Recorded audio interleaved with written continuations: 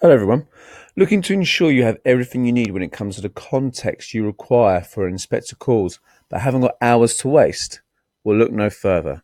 What we should do now is outline the minimum information that you will need in order to help you achieve the very highest mark for your essays. Remember, you will not need to use all of the context every single time, so just select the context that will help support your analysis and answer the question. So let's waste no more time and get started. So it's important to note from the outset that J.B. Priestley was a socialist along with Shaw, George Bernard Shaw, playwright, and Orson Welles as well. This is important because essentially the whole play is pretty much a socialist allegory, the notion of us supporting those around us to enable to help them. And there is reference made to George Bernard Shaw and Welles within the play as well.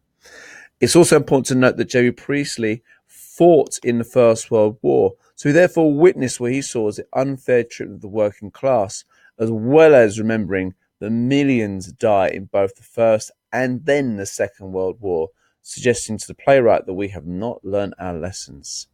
In 1900, the Labour Party was formed, so it's really important to note that only in the last 150 years have the working class really had a voice, someone that truly represents them. So obviously Bernard Shaw, J.B. Priestley are riding on that.